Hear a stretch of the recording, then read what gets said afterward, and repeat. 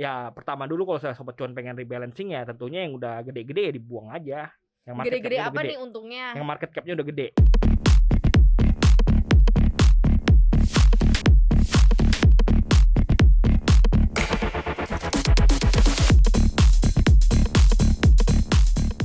Hai Sobat Cuan, selamat datang di Paham. Makin paham, makin Cuan. yes. Cuannya gini ya. Iya. Seperti biasa bareng Maria Katarina dan juga ada Buat Triputra tim riset CNBC Indonesia. Oke, hari ini seperti biasa setiap ada paham selalu ada informasi-informasi walaupun bukan informasi seputar spoiler saham-saham. Tapi karena ada gejolak yang terjadi, kemarin kita sempat bahas Ukraina Rusia, kemudian juga dampaknya ke saham komoditas. Nah, di tengah lagi kondisi kayak gini, terus ada rencana nih The Fed yang akan menaikkan suku bunga.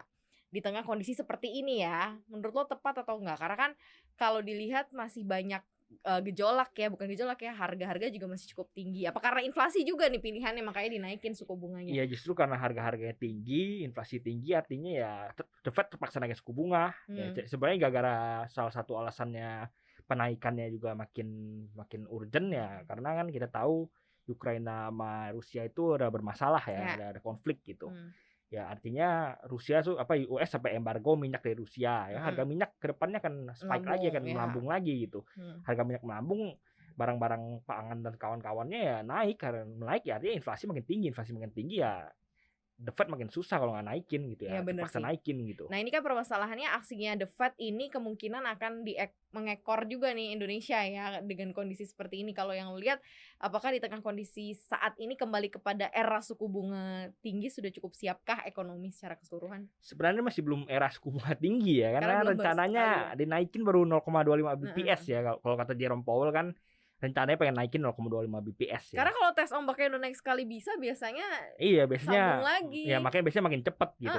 Tembaknya makin cepet. Tapi kan pelan-pelan namanya tapering kan. Jadi pelan-pelan naik, jadi nggak langsung naikin 1 BPS gitu. Biasanya naikin 0,25 BPS, 50 gitu, 0,5%. Ya, nanti di Indonesia juga bulan ini masih sama 3,25. Bulan depan baru atau 2-3 bulan lagi baru mungkin ada rencana naikin. Nah, ini menariknya itu tuh dengan kenaikan suku bunga ini tuh dampaknya gimana ke pasar saham gitu kan. Langsung dikasih clue ya. Tapi yang jelas kecenderungannya sih kayaknya memang keputusan untuk menaikkan suku bunga ini akan diambil gitu ya oleh the Federal Reserve pada saat seperti ini karena memang tuntutan kondisi.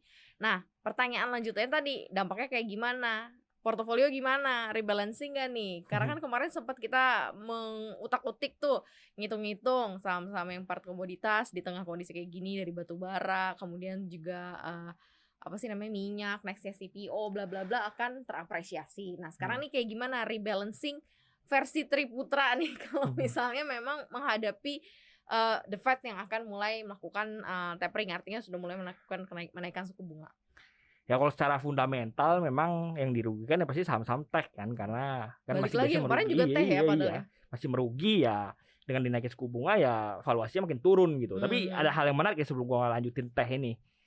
Secara statistik itu setelah The Fed naikin suku bunga itu biasanya saham-saham teh malah terapresiasi. Padahal secara fundamental dirugikan gitu. Tapi secara statistik selama 3 dekade terakhir, 30 tahun terakhir, sejak tahun 80-an 90-an itu kalau The Fed naikin suku bunga, saham-saham teh tuh selama setahun setelah dinaikin suku bunga pertama itu naik gitu. Indeks juga naik gitu. Indeks naik sekitar 10% lah selama setahun. Selama 6 bulan mungkin naik 7, selama 1 bulan itu kalau nggak salah gue naik sekitar 3%, 3-4% gitu. Ini berapa tahun terakhir nih yang lo perhatiin? Ini 3 dekade terakhir. 3 dekade terakhir, 30 tahun ya.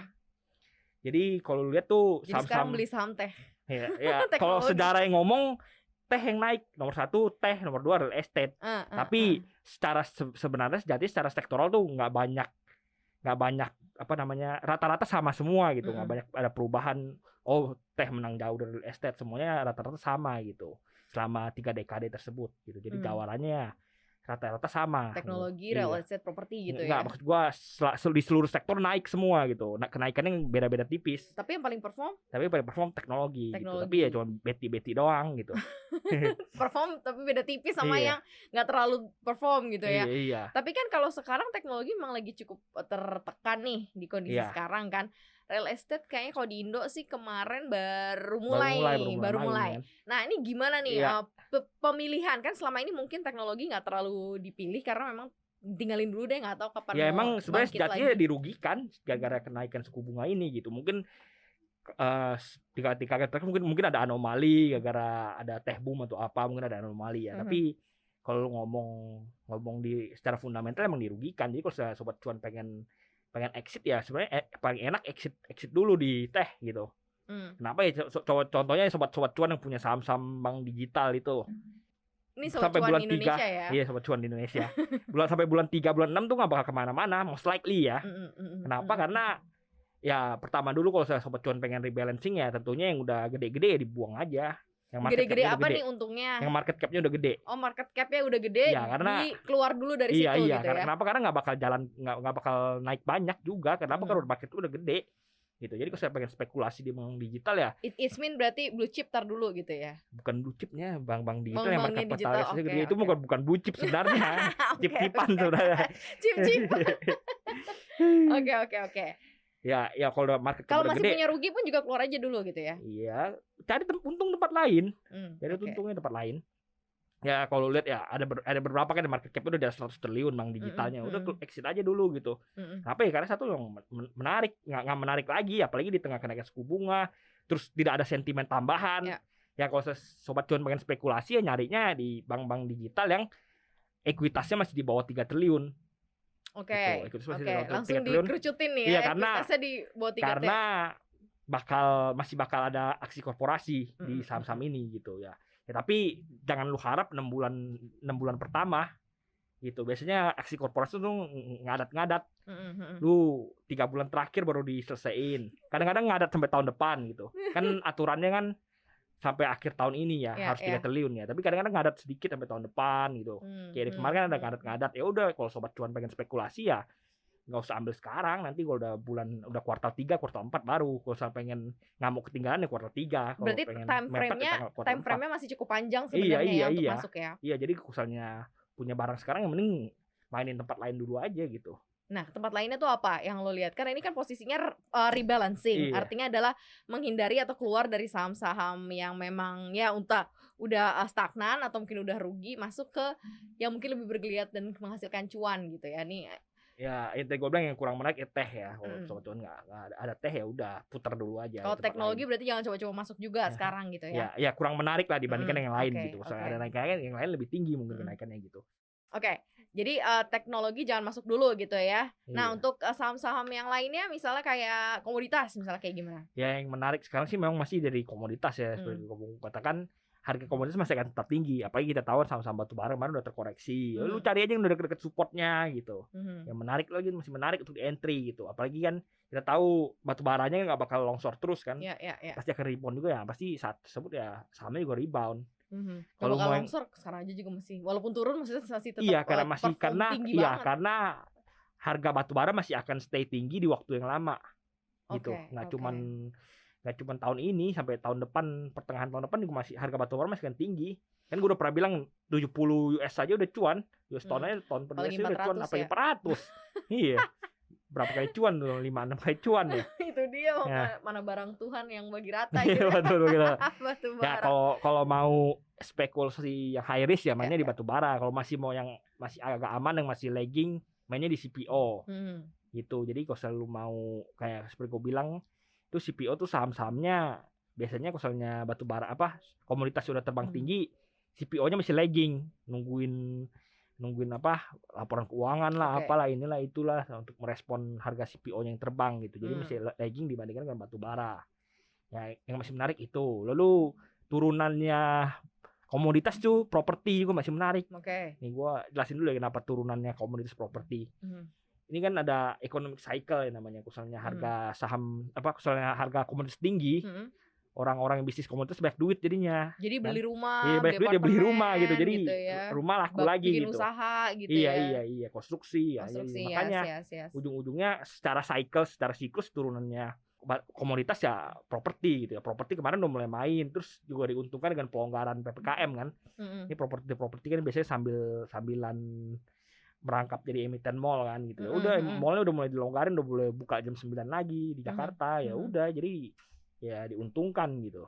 Oke. Tapi memang dari kinerja keuangan lu nggak bakal lu lihat udah baikan sih kalau misalnya properti udah balik seperti sebelum pandemi. Berarti kan ini karena respon pasar agak berbeda dengan kinerja as a fundamental gitu kan. Karena memang orang lihat properti udah naik nih, properti udah turun nih, udah mereka udah mainnya lanjut ke siklus selanjutnya gitu. Padahal laporan keuangannya belum respon gitu kan.